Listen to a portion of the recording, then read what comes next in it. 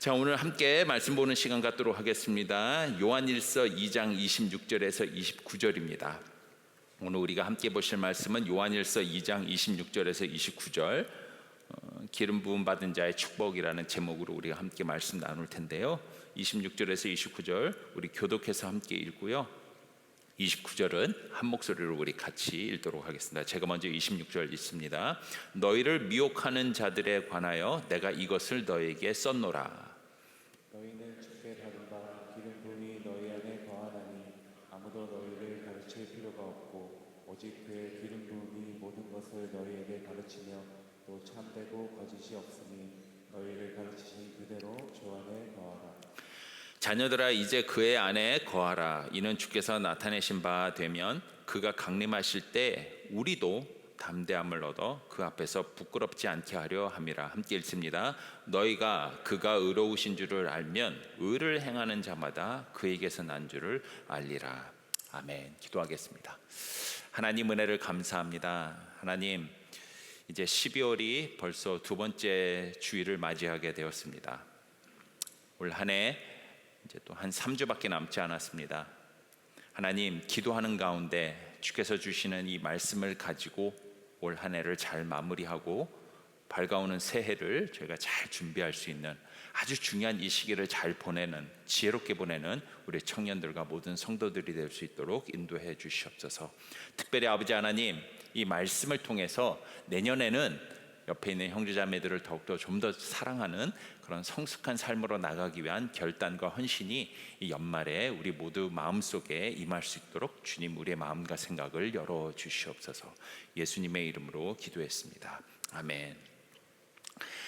요한이 요한일서를 통해서 계속해서 이야기하고 있는 가장 중요한 핵심, 서로 형제자매들 사랑해라 라는 내용에 대해서 저희가 계속해서 지금 말씀을 보고 있죠. 특별히 지난 썬데이에는 우리가 한 공동체 안에서 서로 사랑을 하는데 방해가 되는 그 요소 한 가지에 대해서 이야기를 나눴습니다. 뭘까요? 이단이에요. 이단.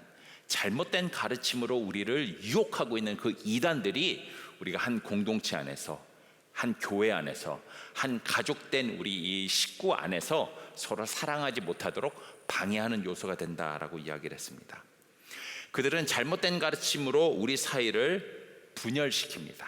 갈라놓습니다. 우리 마음속에 두려움을 심고요, 우리가 불법을 행하게 만들고 있으며 무엇보다도 하나님의 말씀, 진리를 행하는데 반대하는 마음을 우리에게 주어서는 서로 분열하면서 싸우면서 사랑하지 못하게 만들고 있다는 것이죠. 자, 오늘 본문에서도 요한은 내가 저번 주에 우리 공동체 안에서 서로 사랑하는데 방해가 되는 것, 우리가 사랑하지 못하게 막고 있는 것이 바로 이단들의 공격이다라고 하면서 그 이단의 특징들이 이런 것이다 라고 내가 말했지, 내가 지난주에 이미 이야기했지 라는 식으로 운을 떼면서 오늘 말씀을 시작을 합니다. 26절 다시 한번 볼까요? 너희를 미혹하게 하는 자들에 관하여 내가 이것을 너에게 썼노라. 마치 지난주에 우리가 했었던 내용들을 요한이 보고 있었던 것처럼 오늘 본문에서도 처음 시작하면서 내가 저번 주에 이단에 대해서 얘기했지, 기억나지? 라고 얘기를 하고 있는 겁니다. 우리가 살아가고 있는 이 시대가 정말로 종말에 가까웠다는 것을 뼈저리게 느끼고 있습니다. 참 많은 그런 안 좋은 일들이 많이 일어나고 있어요. 그죠? 시대가, 세상이, 사회가 참 많이 혼란스럽습니다. 참 요한계시록과 또 성경에서 얘기하고 있는 것처럼 말세가 가까울 때 일어나야 될 일들이 참 우리 눈에 많이 보이고 있는 것이 우리가 살아가고 있는 이 시대인 것 같습니다. 여러분은 어떻게 느끼십니까? 여러분들은 너무 좋은 공동체 안에 있기 때문에 세상이 그렇게 하수상한 것을 피부로 느끼지 못하고 살아가고 계십니까? Good for you. 여러분에게 축복입니다. 하지만 한 발짝만 우리가 이 안전지대를 벗어나서 세상을 객관적인 눈으로 보자면 이 세상이, 우리가 살고 있는 이 시대가 정말로 말세에 가까워오고 있다는 것을 우리가 뼈저리게 느낄 수밖에 없는 것이 현실이다라는 것이죠. 특별히 잘못된 가르침으로 교회와 신자들을 속이고 현혹시키고 이렇게 유혹하고 있는 이단들이 생각외로 참 많아요. 피해자들이 얼마나 많은지 몰라요. 오늘 26절에 등장하는 미혹이라는 그 단어가 디셉션이라고 얘기를 하죠. 영어로 사기, 속임수라고 얘기합니다. 사기치는 거예요. 하나님의 이름으로 사기치는 거예요. 성경의 이름으로 속이는 거죠. 오늘날 크리스찬들에게 영적 사기, 속임수는 참 다양한 모양으로 많이 다가오고 있습니다. 조심하셔야 돼요. 여러분, 사기치는 사람이 여러분보다 더 똑똑해요.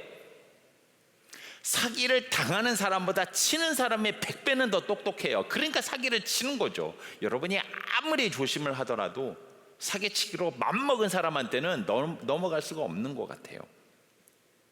성경을 이용해서는 잘못된 가르침으로 자신들이 주장하는 것이 진리다라고 우리에게 사기를 칩니다. 그럴싸하게 들려요.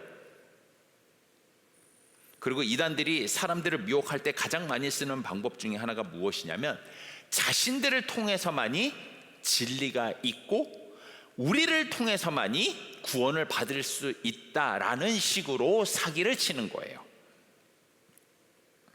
자신들을 통해서만이 유일하게 구원받을 수 있다라고 주장하는 이단들이 그래서 가장 자주 사용하는 성경 구절이 바로 요한계시록 7장 4절에 나오는 14만 4천 명이라는 숫자죠. 자신들을 통해서만이 말세에 14만 4천 명이 구원을 받게 되니 우리한테 스틱해라, 우리한테 붙어 있어라, 우리만 믿고 다른 사람 말 듣지 마라 라는 식으로 유혹을 한다라는 거예요. 이 숫자는 이단들이나 사이비들이 늘 전형적으로 가르칠 때 주장하는 숫자입니다. 자신들을 통해서만이, 자신들이 갖고 있는 구원의 키를 통해서만이 받을 수 있는 14만 4천 명이에요. 근데 재밌는 것은 지금 한국에서 시작된 그 신천지라는 저 이단은요, 현재 국내에만 해도 벌써 20만 명이 넘었다고 합니다. 그럼 뭐 어떡할 거예요? 그래서 그 사람들이 또 어떻게 하는 줄 아세요? 우리가 있는 20만 명 중에서도 다 구원받는 거 아니다. 그 안에서도 또 특별히 더 말을 잘 듣고 우리가 시키는 대로만 하는 사람이 20만 명 중에서도 14만 4천이 또 구원받아요. 이런 식으로 또 현혹을 해요. 참 교활하죠. 그들의 가르침을 따르지 않으면 구원을 받을 수 없다는 식으로 두려움을, 초조함을 우리 마음속에 조장시키면서 경쟁심을 일으키게 됩니다. 한 공동체 안에 있는 형제 자매인데도 불구하고 사랑해야 될 대상이 아니라 저 사람을 누르고 내가 먼저 구원을 받아야 될 나의 경쟁자, 이렇게 두려움과 초조함을, 경쟁의식을 조장시키는 일들을 하고 있는 것이죠. 혼자서는 절대로 깨달을 수 없는 이 성경의 깊이를 우리들을 통해서만이 깨달을 수 있다는 식으로 성경풀이라는 명목 아래서 잘못된 가르침을 우리에게 주고 있다는 것이죠. 이단들이 그런 일들을 하고 있다는 거예요. 그런데 요한은 절대로 이런 식으로 미혹하는 사람들의 말을 믿지 말라라고 얘기를 합니다. 여러분, 정말 조심하셔야 돼요. 이단들의 공격에 대해서 여러분 너무 나태해서는 안 돼요. 생각보다 꽤 심각해요. 그리고 나는 절대로 이들에게 넘어가지 않을 거야 라는 자만심을 갖는 것은 굉장히 위험한 것이고 교만한 것이에요. 자, 그렇다면 왜 이단들이 이렇게 하는 주장들, 우리를 통해서만이 구원받을 수 있다라고 하는 이 주장이 잘못된 것이며 비성경적일까요? 왜냐하면 믿는 모든 자들에게 하나님께서는 저와 여러분 모든 믿는 자들, 숫자 상관없이, 나이 상관없이 모든 믿는 자들에게 하나님께서는 동일하게 특별한 영적 자유와 특권을 주셨기 때문에 그들을 통해서만이 구원을 받을 수 있다는 얘기는 잘못된 거예요. 비성경적인 거예요. 요한은 분명하게 얘기합니다. 구원의 진리는 모든 사람들에게 허락된 진리라고 얘기를 합니다. 그래서 로마서 1장 16절에서 바울은 이렇게 얘기하죠. 복음은 모든 믿는 자에게 주시는 하나님의 은혜다. 복음은 14만 4천 명 또는 셀렉트된 사람들, 몇 명의 소수의 사람들에게만 주어진 하나님의 은혜라고요? 아니에요. 모든 믿는 자들에게 주시는 하나님의 은혜라고 얘기하셨어요. 우리가 성령의 인도를 받아 예수님을 구원자로 믿으면, 하나님의 자녀가 되면 예수님의 제자가 되면 우리에게 주어지는 특권이 있다라고 합니다. 누구를 통해서도 아니고 우리가 직접 하나님과 소통하고 하나님께 배우며 하나님께 직접 구원을 받고 하나님께 직접 기도할 수 있으며 기도 응답을 받고 하나님과 소통을 할 수 있고 하나님께 직접 은혜와 축복을 받을 수 있는 영적 특권과 자유가 모든 믿는 자에게 주어진다라는 것이 바로 성경이 우리에게 주고 있는 진짜 진리라는 거예요. 그거 믿지 않고 우리를 현혹시키는 이단들을 믿게 되면은 거기서부터 분열이 시작되며 공포감과 두려움이 조작되고 공동체는 하나가 되지 못하며 급기야 사랑할 수 없는 공동체로 전락할 수밖에 없다라는 것이죠. 하나님과 나, 예수님과 나, 성령님과 나 사이에 그 어떤 누구도 제3자도 낄 수가 없는 것이 믿는 자에게 하나님께서 주시는 특권이며 영적 자유다라는 겁니다. 그래서 여러분이 죄사함을 고백할 때나 죄를 고백할 때나 하나님에게 죄사함을 받거나 은혜를 받을 때는 누군가에게 대신 기도를 부탁을 하거나 누군가에게 대신 고백을 하는 것 필요 없어요. 우리는 하나님의 자녀예요. 여러분 엄마 아빠한테 얘기할 때 누구 삼촌 거쳐서 얘기하는 사람이 있어요? 엄마 아빠한테 뭔가 요구할 때 옆에 있는 옆집 아저씨한테 거쳐서 얘기하는 사람이 있어요? 아니에요. 하나님은 우리의 부모님 되세요. 아버님 되세요. 그는 우리를 자녀라고 불러주셨어요. 이게 바로 영적 특권이며 은혜라는 것이죠. 이런 영적 자유를 다른 말로 오늘 보면 27절에서는 기름 부음이라고 얘기해요. 그래서 오늘 설교의 제목이 기름 부음 받은 자, 저와 여러분이죠. 기름 부음 받은 자가 누리는 축복이 무엇인가에 대해서 우리가 함께 보고 있는 것이죠. Anointing One이라고 얘기를 하고 있습니다. 요한이 말하는 신자의 기름 부음을 다음과 같은 의미로 우리가 얘기할 수 있습니다. Indwelling Holy Spirit, 성령님의 내주하심. 그러니까 우리가 기름 부음을 받은 자다라는 뜻이 무엇이냐면 성령이 우리 안에 indwelling, 내주하고 계신다라는 의미가 되는 거예요. 성령이 우리 안에 내주하시게 된다. 성령 하나님께서 우리 안에 거하신대요. 우리가 그의 성전이래요. 그래서 우리가 가는 곳이 교회가 되는 거예요. 여기가 교회가 아니라 성령이 여러분 안에 계시기 때문에 여러분이 걸어다니는 교회가 되는 것이에요. 여러분이 가 있는 곳이 교회가 되는 거예요. 하나님의 공동체가 되는 것이죠. 요한은 이미 기름 부음의 의미가 무엇인지 20절에서 얘기를 했어요. 요한일서 2장 20절에서 이렇게 얘기를 합니다. 너희는 거룩하신 자에게 기름 부음을 받고 모든 것을 아느니라. 여기서 영어 성경에 보게 되면은 두 가지 정도의 번역이 있어요. Anointing by the Holy Spirit이라고 돼 있는 것도 있고요. Anointing from the Holy Spirit이라고 돼 있어요. 성령에게 기름 부음을 받았다, 성령으로 기름을 받았다라는 식으로 얘기를 하고 있죠. 이게 굉장히 중요한 의미가 있어요. 그러니까 이 두 가지를 전문적으로 우리가 풀이를 해봤을 때 종합적으로 우리가 이 의미, 기름 부음을 받았다, 성령의 기름 부음을 받았다라는 의미가 무엇인가 우리가 어떻게 해석을 할 수 있냐면 성령께서 기름 부음 받은 바 같이 우리에게 임했다라는 뜻이에요. 성령이 우리가 기름 부음을 받은 것처럼 성령이 그렇게 우리에게 임했다라는 거예요. 자, 한번 구약 시대를 한번 보시죠. 구약 시대 때 하나님의 특별한 사역을 담당하게 되는 세 가지 직분이 어노인팅 받을 때에 그 머리에다 기름을 부으면서 이제는 너는 하나님의 이런 특별한 사역을 하는 사람으로서 선택되었다라고 프로클레임, 소개를 하게 됩니다. 그 세 가지 직분이 뭡니까? 왕, 제사장, 선지자, 세 명입니다. 왕, 제사장, 선지자가 하나님의 일을 하기 위해서 선택받았을 때는 무릎을 꿇었을 때 하나님의 종이 와서는 그 머리 위에다가 기름을 붓습니다. 그럼 어떻게 되는 줄 아세요? 기름이 머리를 타고 수염을 타고 온 몸을 마치 그냥 머리에다가 그냥 샴푸를 붓는 것처럼 이 슉 하면서 온 몸이 기름으로 다 적셔지게 되는 것이죠.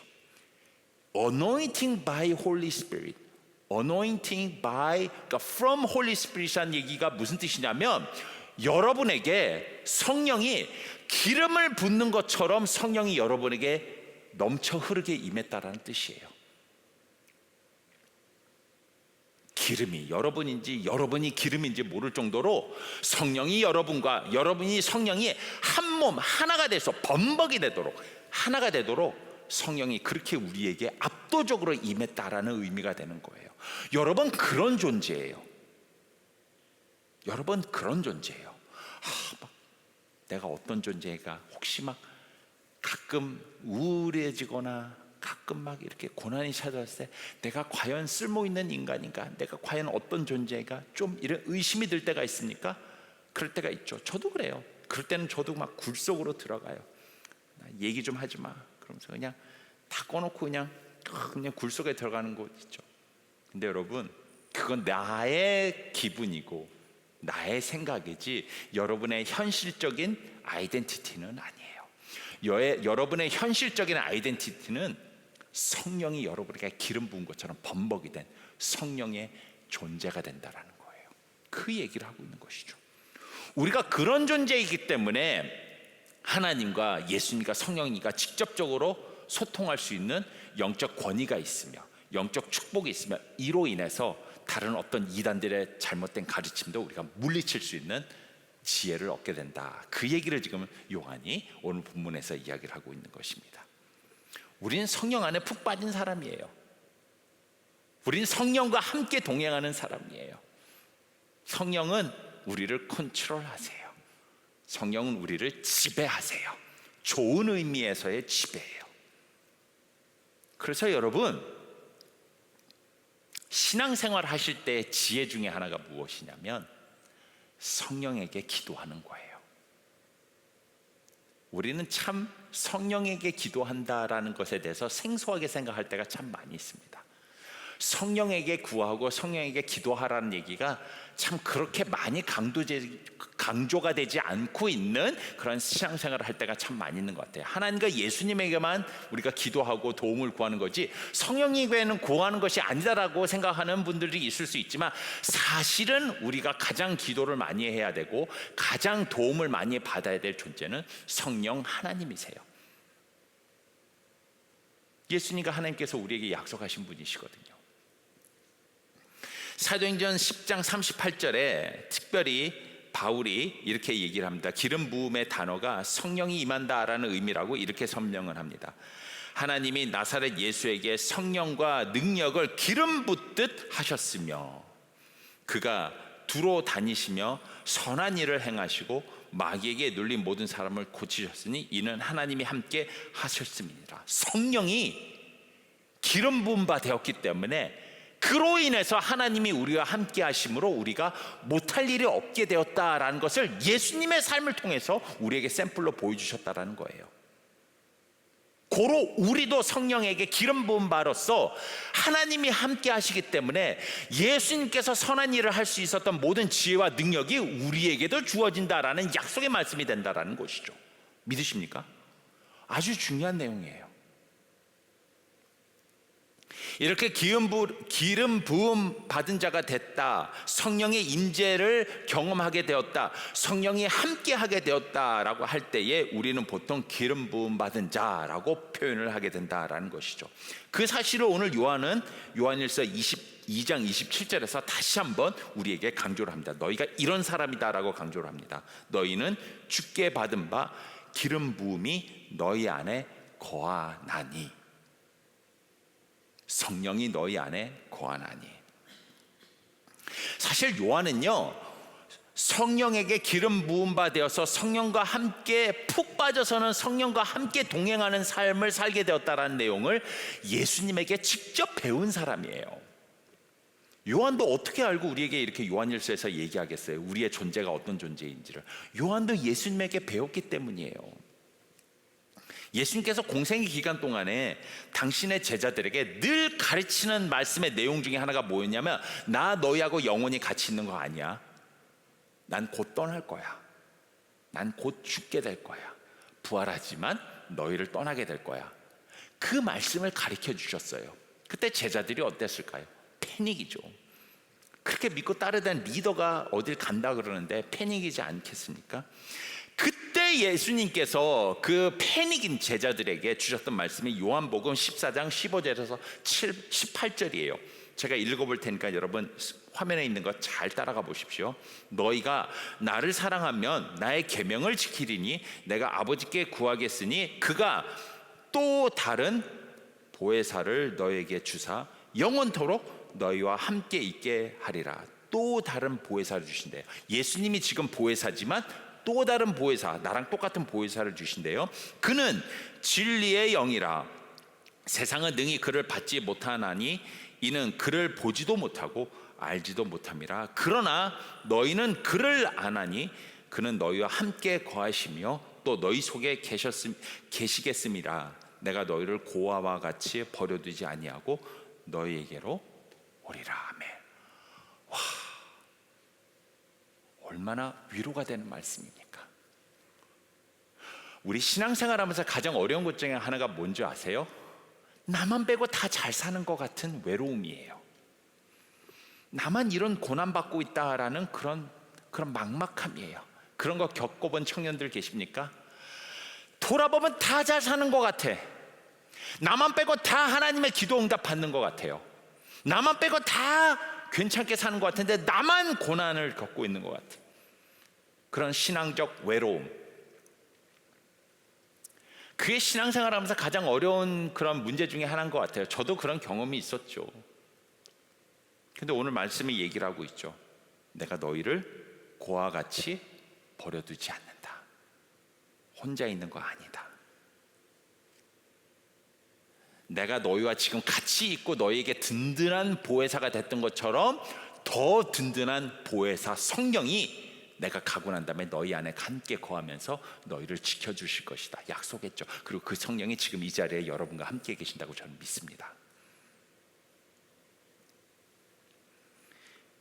예수님이 육신의 몸으로 이 땅에서 계실 때 3년 동안 제자들과 동고동락하셨어요. 같이 먹고 같이 자고 같이 다니고 한시도 떨어져 있지 않았어요. 얼마나 의지가 됐겠습니까? 그런 예수님이 떠난다고 하니까 고아처럼 버려질까 봐 당황했겠죠. 그때 예수님이 주셨던 약속의 말씀이 또 다른 보혜사를 주고 그가 영원히 떠나지 않고 너희와 함께 하겠다라는 그 내용이에요.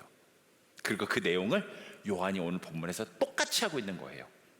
너희가 살고 있는 시대가 이단들의 공격이 심한 시대이다 할지라도 너희가 두려워하지 말 것은 너희가 그 성령과 함께 동행하며 성령의 직접적인 도움과 진리를 받을 수 있는 특별한 영적 축복과 권리가 있기 때문이다.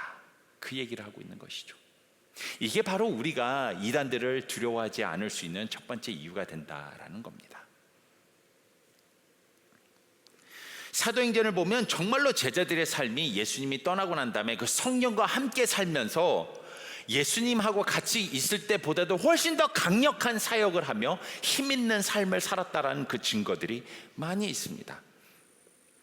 정말로 그 성령과 함께 동행을 할 때에 예수님하고 있을 때하고는 비교도 되지 않는 능력 있는 삶을 살았던 모습들이 사도행전에 보게 되면 많이 나오게 돼요. 그래서 사도행전이에요. 사도들이 예수님이 떠나고 난 다음에 성령과 함께 어떤 삶을, 능력 있는 삶을 살았는가를 설명해 주는 책이라서 사도행전이 되는 거예요. 그 중에 한 명이 누구예요? 오늘 요한일서를 쓰고 있는 사도 요한이 된다라는 것이죠. 정말로 성령과 함께 있기 때문에 요한은요 한평생을 정말로 능력 있는 삶, 어마어마하게 능력 있는 삶을 살았어요. 그거는 사도 요한에게만 주어진 축복이 아니에요.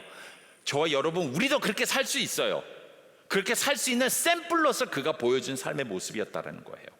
우리도 성령과 함께 동행하면서 정말로 능력 있는 삶을 살 수 있는 축복이 이미 주어졌다는 것, 우리를 그런 삶을 살 수 있도록 인도해 주시는 성령님이 이미 우리와 함께 하신다는 것 믿으셔야 된다는 것. 그 요한이 지금 그거를 본인이 몸소 체험했기 때문에 우리에게 지금 강조를 하고 있다는 겁니다. 27절에서 기름 부음이 너희 안에 거하니에서 영어에서 You received the anointing이라고 있어요. 기름 부음을 받았다라고 얘기하고 있어요. 동사가 받았다. 과거형 에오리스트예요. 무슨 뜻이냐면 과거에 한번 일어난 사건은 앞으로 미래에 어떤 일이 일어나도 절대로 취소되지 않는다라는 헬라어에만 있는 독특한 문법이에요. 문법적 표현이에요.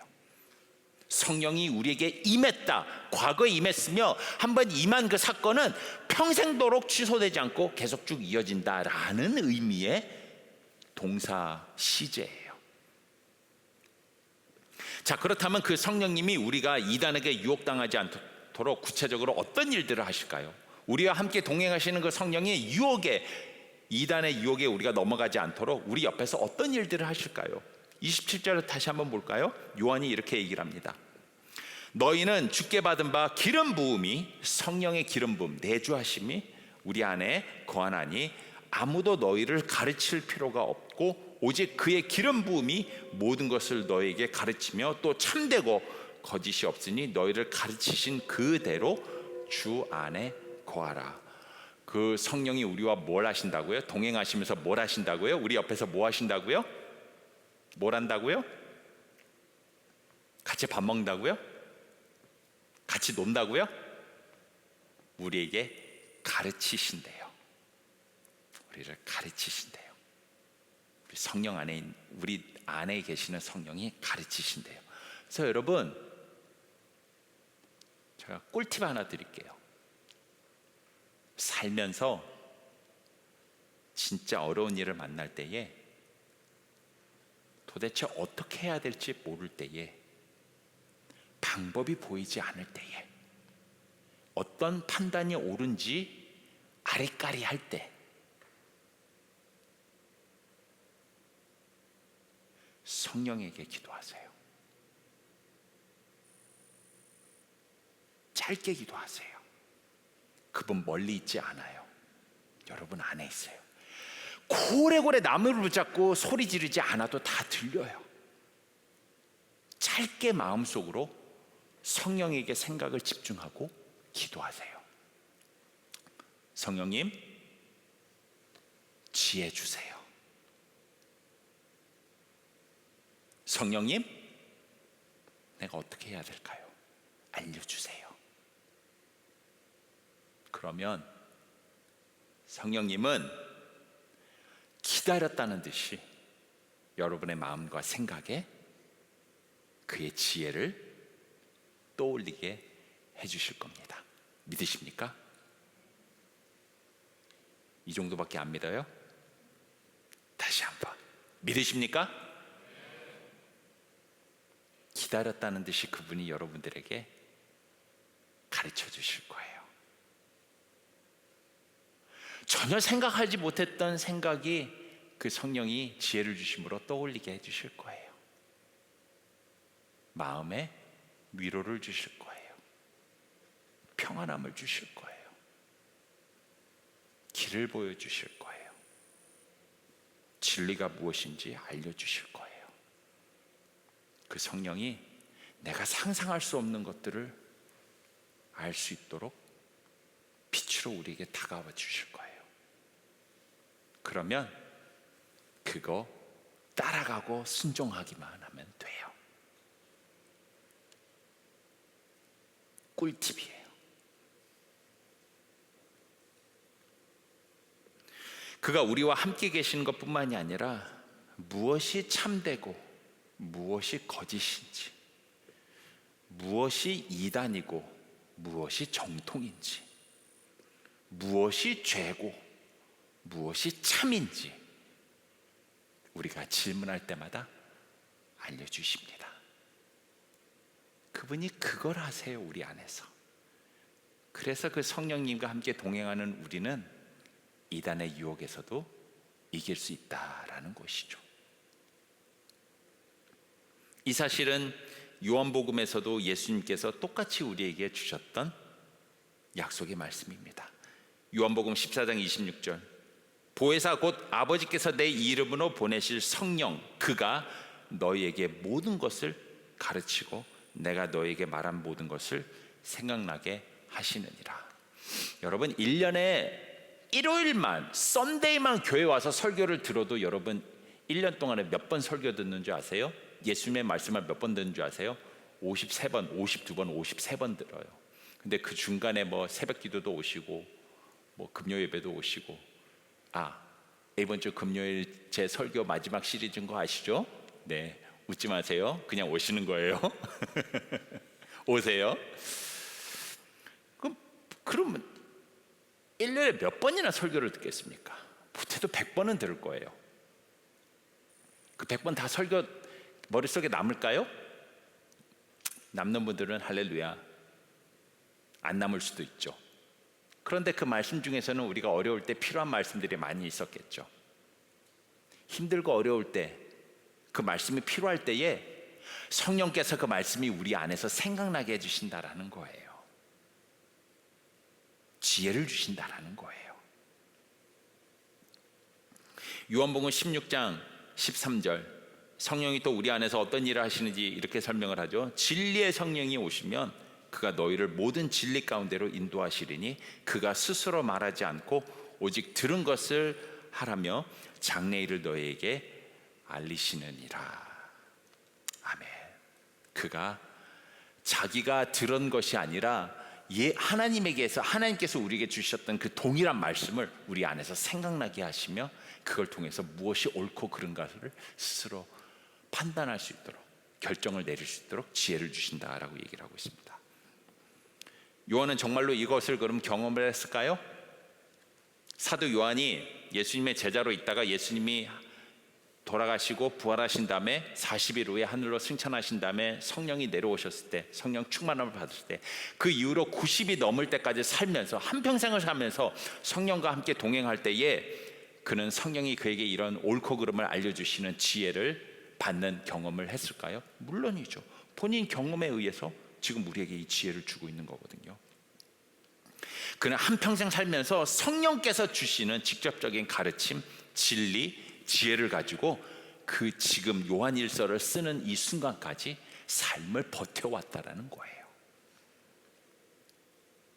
다른 가르침에 빠지지 말라, 다른 가르침에 속지 말라, 너희 안에 계시는 성령님께서 너희에게 주시는 가르침만 의존해라. 내가 그렇게 살아왔다. 내가 지금 밤모섬에 혼자 갇혀 있으며 90이 넘는 나이에 밤모섬에 유배당에서 와서 혼자 있음에도 불구하고 그 성령이 나에게 지혜를 주시고 가르침을 주셔서 이걸 지금 쓰고 너희에게 이 지혜를 가르쳐주고 있다. 이렇게 얘기가 지금 흘러가고 있는 것이죠. 요한이 한평생 그렇게 살면서 본인이 경험한 성령의 능력을 이렇게 기록해서 그가 우리에게 전하고 있다면 그 성령의 능력, 성령의 함께 하심이 우리에게는 없을까요? 당연히 있는 거예요. 요한이 경험했다면 요한과 동일한 하나님을 믿고 성령과 동일한 성령과 함께 교제하고 있는 우리 모두에게 동일한 축복과 동일한 능력이 임한다라는 거죠. 사도행전 3장과 4장을 보게 되면은 예수님이 떠나시고 난 다음에 홀로 남았었던 제자들이 실제로 성령의 인도를 받아서 성령의 능력으로 예수님과 함께 있을 때마다 더 엄청난 일을 했던 다양한 기록들이 적혀 있습니다. 사도행전 3장에 보게 되면은 걷지 못하는 자를 일으키는 기적을 성령과 함께 일으키는 것을 봤어요. 요한이 경험했어요. 사도행전 4장을 보게 되면 예수님을 죽였던 그 유대인 사두개인들과 바리새인들, 유대 지도자들이 예수님의 추종자였던 요한과 베드로와 이 사람들도 죽이기 위해서 우르르 몰려와가지고는 막 공개적으로 공격을 할 때 그 안에서 쫄지 않고 담대하게 그들에게 말발로 이겨버려요. 너희가 죽인 그 예수가 지금 살아나서 우리가 그 부활하신 예수님을 보고 내가 이 말을 전한다 하면서 쫄지 않고 그냥 담대하게 그 사람들을 말발로 그냥 이겨버리는 엄청난 일들이 일어나요. 어떻게 그게 가능했는지 사도행전이 뭐라고 기록하는 줄 아세요? 이렇게 기록해요. 사도행전 4장 13절이에요. 그들이 베드로와 요한이 담대하게 말함을 보고 그들을 본래 학문 없는 범인으로 알았다가 이상히 여기며 또 전에 예수와 함께 있던 줄로 알더라.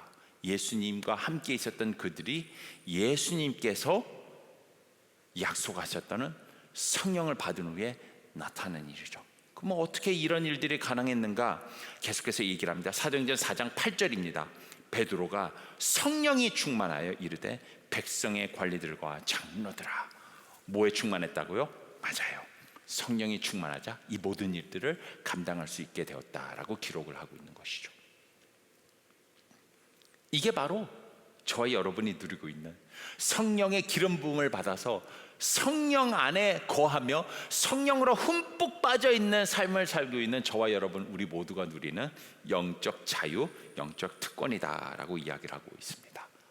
자, 여기까지 얘기를 하면 그럼 한 가지 목사님 한 가지 질문이 떠오르는데요 하면서 이런 생각이 떠오르는 분이 혹시 계실 거예요. 그러면 우리 안에 성령이 계시면 성령이 우리에게 모든 가르침을 주시고 성령이 가르쳐 주시고 성령이 우리에게 진리가 무엇인지 알려주시면 우리에게는 더 이상 선생님이 필요 없겠네요.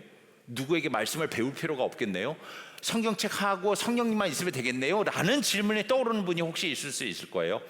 그런 분들 혹시 계세요? 라고 손을 들으라고 하면 다 들을 테니까 들지 않아주셔도 돼요. 그런데 마음속에 혹시 이런 질문이 떠오르는 분이 있다면 good for you. 이야, 정말로 설교 제대로 듣고 있는 분들이에요.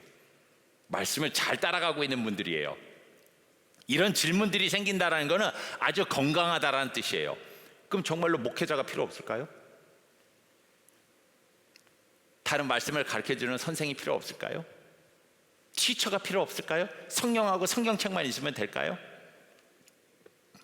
그렇게까지 얘기하는 것은 너무 과도한 지나친 해석이 될 수가 있습니다. 누구에게도 가르침을 받을 필요가 없다라는 뜻으로 성령이 너에게 가르쳐주기 때문에 성령만 의지해라라는 의미로 요한이 얘기한 게 아니에요. 생각해 보세요. 지금 요한이 누구에게 지금 편지를 쓰고 있죠? 요한 자신도 지금 7 교회에게 가르침을 주고 있는 거예요. 그들에게 어떤 진리를 가르쳐주기 위해서 선생의 자격으로 요한도 지금 이 요한일서 편지를 써서는 교회에다가 나눠주고 있잖아요. 배우고 있잖아요, 그 교회들도. 따라서 이 말은요, 성령의 인도하심을 받지 않고 인간적인 지식과 지혜로 가르치고 있는 자들을 조심해라 라는 의미로 우리가 해석을 할 수 있는 것이죠. 조심하셔야 돼요. 누구를 만나서 누구에게 가르침을 받을 것인가 조심해야 돼요. 그 사람이 성령의 인도하심을 받아서 여러분에게 하나님의 말씀을 가르치지 않는다면 받을 필요가 없어요. 받지 말아야 돼요. 대표적으로 누굴까요? 맞아요. 지금 지난주하고 오늘하고 계속해서 얘기하고 있는 바로 이단들을 얘기를 하고 있는 거예요. 우리를 분열시키고 서로 사랑하지 못하도록 공격하고 있는 그 이단들이 바로 성령의 인도하심을 받지 않고 인간적인 지혜와 지식으로 우리에게 가르침을 주고 있는 자들이기 때문에 조심해야 된다는 얘기죠. 교회 안에는 분명히 영적인 목사와 선생, 목회자의 존재와 역할이 분명히 필요하다라고 성경은 얘기를 하고 있죠. 에베소서 4장 11절과 12절 뭐라고 얘기합니까? 그가 어떤 사람은 사도로, 어떤 사람은 선지자로, 어떤 사람은 복음 전파하는 자로, 어떤 사람은 목사로, 교사로 삼으셨으니 이는 성도를 온전하게 하여 봉사의 일을 하게 하며 그리스도의 몸을 세우려 하심이라. 교회 안에 여러분에게 하나님의 말씀을 가르치기 위한 목사와 목회자와 선생과 교사들이 필요해요. 그들에게 말씀을 배워야 돼요. 그들은 성령을 의지해서는 하나님의 말씀 진리를 여러분들께 잘 가르쳐야 될 의무와 책임이 있어요. 그래서 저희 같은 사람들이 더 많이 스트레스를 받으면서 성경을 읽는 거예요. 설교를 준비하는 거예요. 요한의 포인트는 오히려 성도를 그리스도의 몸으로 올바로 세우지 못하도록 유혹하고 있으며 성령을 인도하지 않는 이단들을 조심하라라는 경고의 말씀이다라는 것이죠. 그들은 진리를 떠나게 만듭니다. 잘못된 것을 따르게 만듭니다. 아닌 것을 긴 것처럼 포장해서 우리를 유혹합니다. 우리는 진리의 성령의 인도하심을 바탕으로 그리스도의 몸으로 올바로 세움을 받기 위하여 좋은 가르침을 주는 목사와 목회자와 선생들을 잘 만나야 된다는 거예요. 요한일서 4장 1절에 그래서 뭐라고 얘기를 한 줄 아십니까? 이렇게 얘기합니다. 사랑하는 자들아, 영을 다 믿지 말고 오직 영들이 하나님께 속하였나 분별하라. 많은 거짓 선지자가 세상에 나왔는지라. 여러분, 그래서 교회라고 다 똑같은 교회가 아니에요. 조심하셔야 돼요. 성경 공부라고 다 똑같은 성경 공부가 아니에요. 조심하셔야 돼요. 목사라고 다 똑같은 목사가 아니에요. 조심하셔야 돼요. 성경을 가르치는 교사라고 해서 다 똑같은 교사가 아니에요. 조심하셔야 돼요. 분별할 줄 알아야 돼요. 그런 의미에서 우리 교회는 제가 자신 있게 이야기합니다. 여러분을 하나님의 진리의 말씀으로 올바로 무장시킬 수 있도록, 하나님의 진리의 말씀을 올바로 배울 수 있도록 성령의 인도하심을 받아서 가르치는 목회자분들과 교사들로만 채워져 있는 교회가 바로 우리 교회예요. 그래서 우리 교회가 제공하는 모든 성경 공부는 안심하고 들으셔도 돼요. 특별히 내년 우리 교회 표어가 뭡니까? 학습을 통하여 예수님의 제자로 올바로 서가는 한 해가 되기 위한 목표를 세우고 있지 않습니까? 학습을 통해서, 하나님의 말씀을 배우는 것을 통해서 아는 만큼 성장해요. 그래서 여러분, 내년 한 해에는 우리 청년들 성경 공부에 많이 참여하십시오. 우리 청년들 성경을 좀 제대로 올바로 배우기 위해서 함께 노력하는 그런 한 해가 되었으면 좋겠습니다. 그런 식으로 해서 여러분이 다른 어떤 이단들의 공격에도 흔들리지 않고 성령의 인도하심을 따라서 진리 가운데서 건강하게 성장하는 여러분이 되는 한 해가 되었으면 참 좋겠다라는 말씀, 그런 마음을 가지고 있는 것이죠. 자, 그렇다면 한 가지만 더 우리가 함께 살펴보도록 하죠. 우리가 구별해야 될 거짓 이단과 참 교회는 어떻게 우리가 구별을 할 수 있을까요? 오늘 본문에서 요한은 너희가 따르지 말아야 될 이단, 잘못된 가르침을 주는 교사들과 너희를 하나님의 말씀 진리 안에서 살 수 있도록 올바른 가르침을 주는 참 교사들 구분하는 방법에 대해서 이야기를 하고 있습니다. 29절입니다.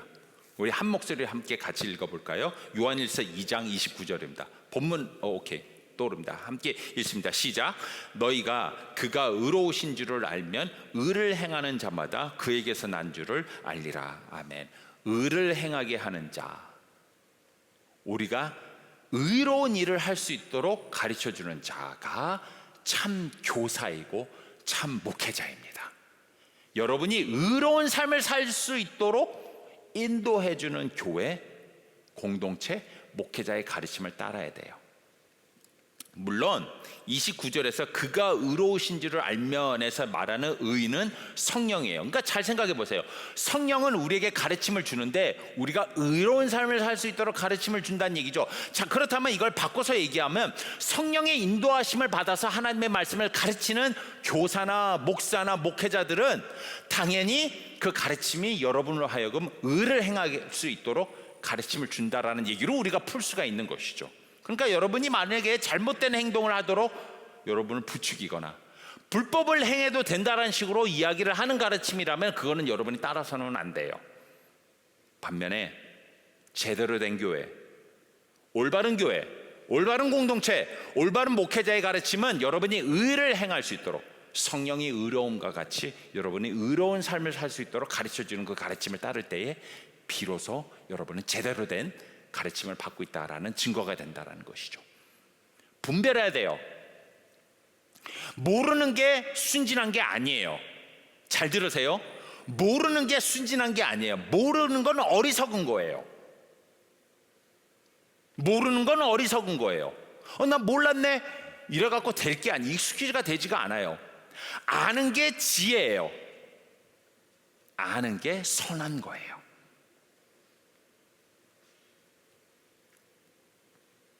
마태복음 7장에서 이렇게 하나님의 말씀 가르치는 사람들, 또는 하나님의 말씀을 가르치지 않고 자신의 생각을 가르치는 사람들, 이렇게 구별한다라고 이야기를 합니다. 마태복음 7장 15절에서 20절입니다. 거짓 선지자들을 삼가하라, 조심하라. 양의 옷을 입고 너에게 나오나 속에는 노략질을 하는 일이라. 늑대라는 거죠. 늑대가 이렇게 막 양털 옷을 입고 이렇게 막 오는 거죠.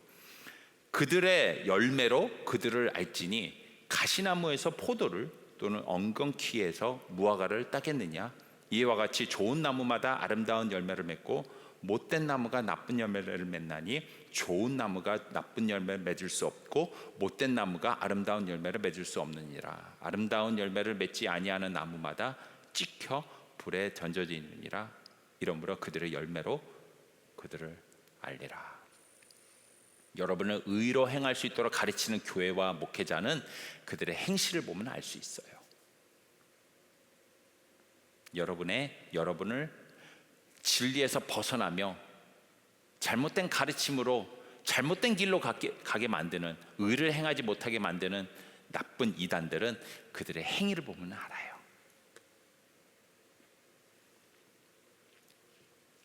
저는 여러분이 오늘 본문에서 이야기하고 있는 사도 요한의 가르침을 따라서 한평생 살아가실 때에 늘 좋은 교회, 좋은 목회자를 만나 하나님의 진리의 말씀을 제대로 배우며 하나님께서 기뻐하시는 사람으로 계속해서 성장하는 축복된 신앙생활을 하는 여러분이 되기를 간절히 소망합니다. 그리고 그 길을 걸어가는 데 있어서 절대적으로 성령께서 여러분과 함께 하시며 성령께서 여러분께 도움을 주실 겁니다. 성령의 도움을 받으며 그런 복된 삶을 살아가는, 그래서 형제자매를 사랑하는데 부족함이 없는 그런 성숙한 자로 성장하는 우리 모두가 되기를 주님의 이름으로 축복합니다.